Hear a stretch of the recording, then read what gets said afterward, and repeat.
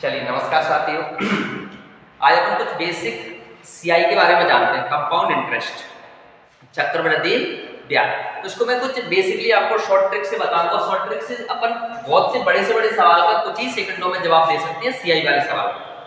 तो आप लोग देखिए, एक छोटा सा एक तरीका होता है क्या, जैसे अपन को कभी भी 2 वर्ष का सीआई निकालना हो, बात को समझना मेरी को, यानी 2 वर्ष का चक्रवृद्धि ब्याज निकालना हो तो एक तरीका होता है छोटा सा अपना, इसको अपन कहते हैं 1:1।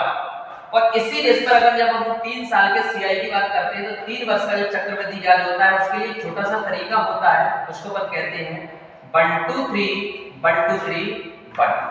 क्लियर है?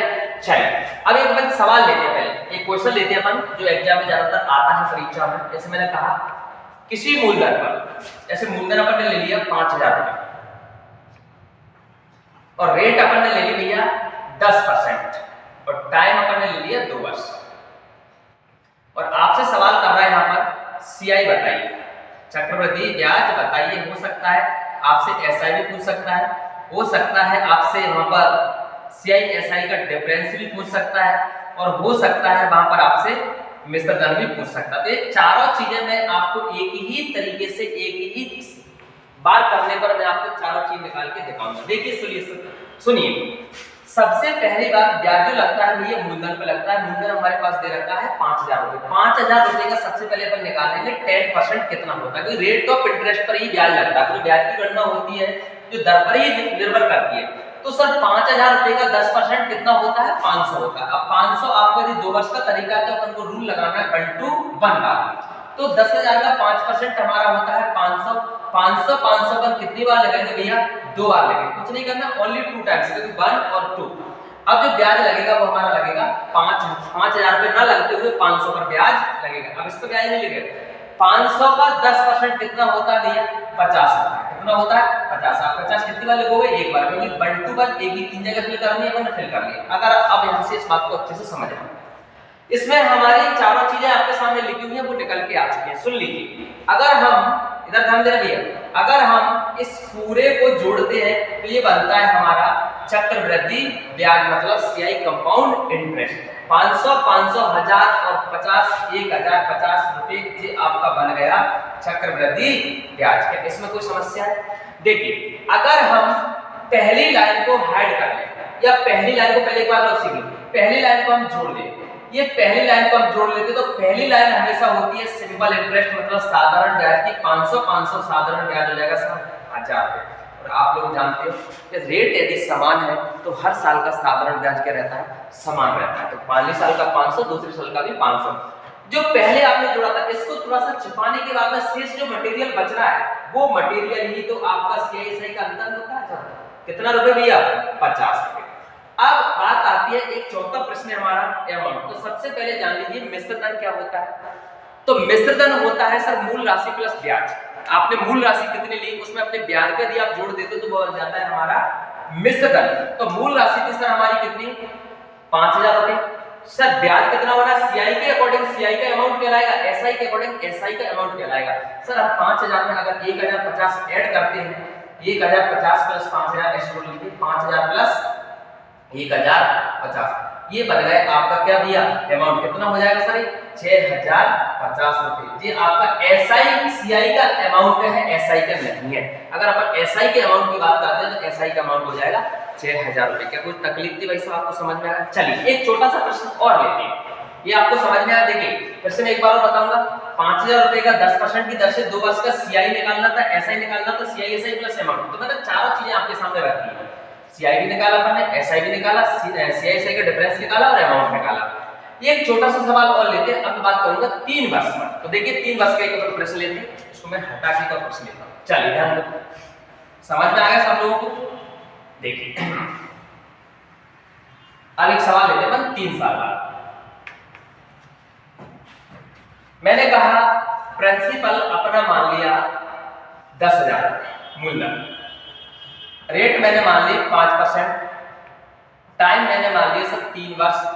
तो वही सवाल मैं फिर से आपसे पूछना चाहूंगा, सीआई बताइए, एसआई बताइए, सीआई माइनस एसआई का अंतर बताइए और अमाउंट बताइए। ये 4 सवाल मैं आपसे फिर से पूछना चाहूंगा। तो सबसे पहली बात आपको यहाँ पर टाइम को देखते हुए आपके सामने क्लियर हो जाना चाहिए।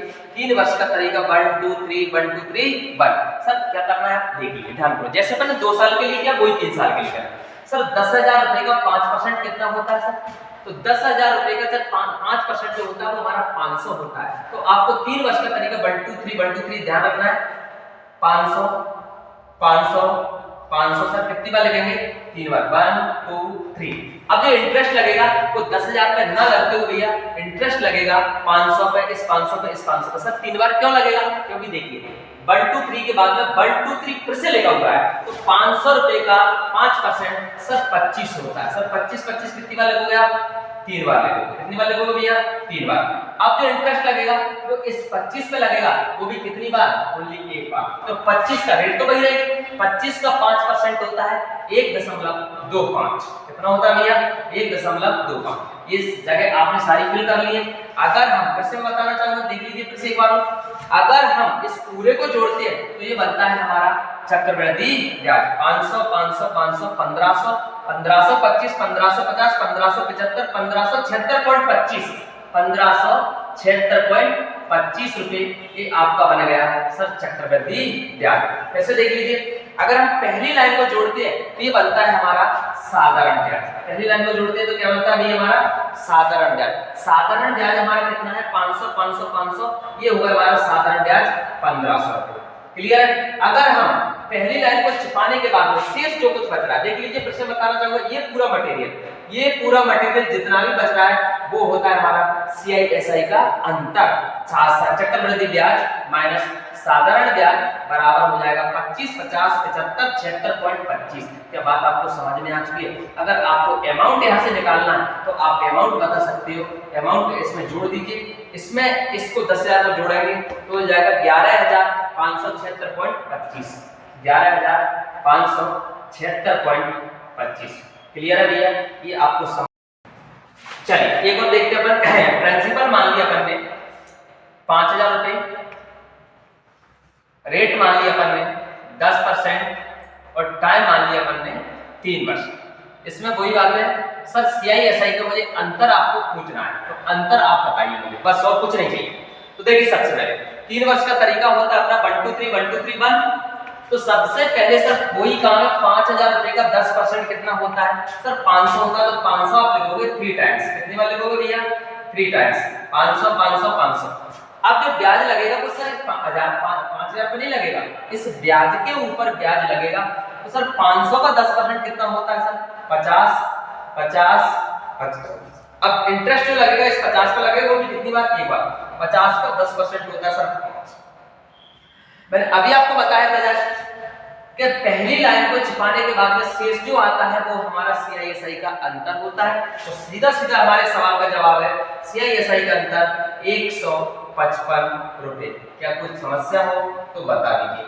देखिए अगर अपन यहाँ से चक्रवृद्धि ब्याज पूछते तो मेरा फिर से सुन लीजिए, चक्रवृद्धि ब्याज पूछेंगे पूरी को जोड़ेंगे, पूरे को जोड़ने पर चक्रवृद्धि ब्याज बन जाता है हमारा 1500 1655 1655 रुपए हो जाएगा अपना चक्रवृद्धि ब्याज। अगर अपन साधारण ब्याज की बात करते हैं तो ये भी देख लो आप लोग, साधारण ब्याज पहली लाइन को जोड़ते हैं 1500 रुपए हो गया आपका साधारण ब्याज। इसके बाद में अगर अमाउंट पूछता है तो ब्याज को मूलधन में जोड़ने पर बन जाता है हमारा मिश्रित धन। बताइए कोई समस्या गई? समझ में आ गया? फिर से देख लीजिए आप लोग, 5,000 रुपए का 10% की दर से 3 वर्ष का चक्रवृद्धि ब्याज और साधारण ब्याज का अंतर बताना था। कुछ नहीं करना, मैंने बताया था पहली लाइन को छोड़ने के बाद शेष जो होता है, इसको हटाने के बाद शेष जो होता है यही CISI का अंतर होता है 3 वर्ष के तरीके में। पहली लाइन को छोड़ो, शेष जो होता है यही CISI का अंतर होता है। क्या ये आपको समझ में आ गया?